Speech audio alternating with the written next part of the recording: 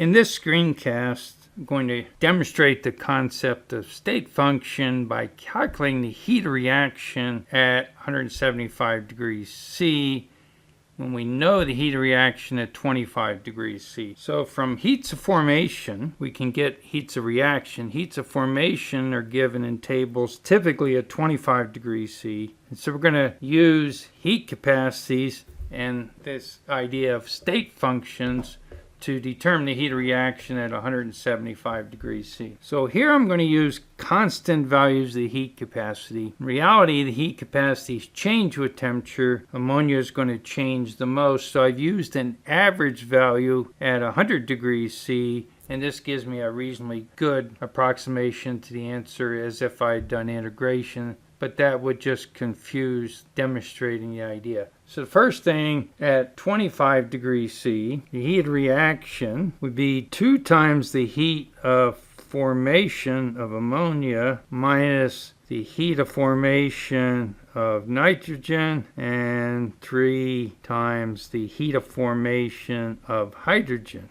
But because these are elements, their heats of formation are 0, and so the heat of formation is just 2 times minus 45.9 kilojoules per mole. Okay, so the way we're going to use the concept of state function is what we want to calculate. We start with nitrogen and 3 hydrogens, 175 degrees C. Heat of reaction to form 2 moles of ammonia, also at 175 degrees C. So this is the value you want to calculate, heat of reaction at 175. So what we're going to do, because we know the heat of reaction at 25 degrees C, that's what I just calculated. So at 25, so the idea of 25, we have nitrogens and 3 hydrogens at 25 degrees C, and they react to form 2 moles of ammonia at 25 degrees C.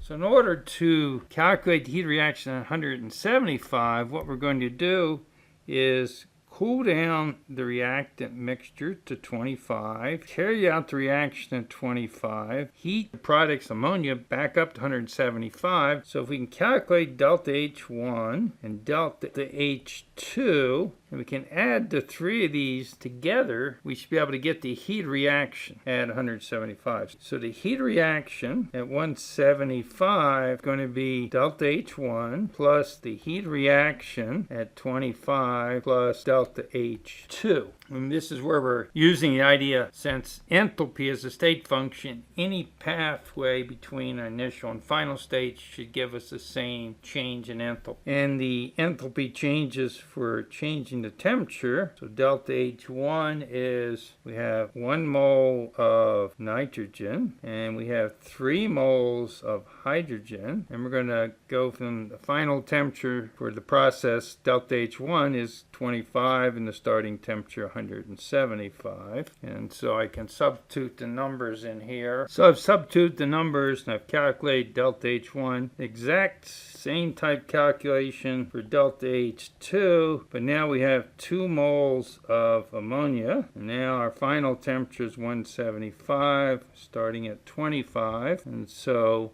now to get the heat of reaction at 175, delta H1 minus 17.4, heat reaction 25 minus 91.8 kilojoules, and then the delta H2 term plus 11.76 kilojoules. So the heat reaction 175.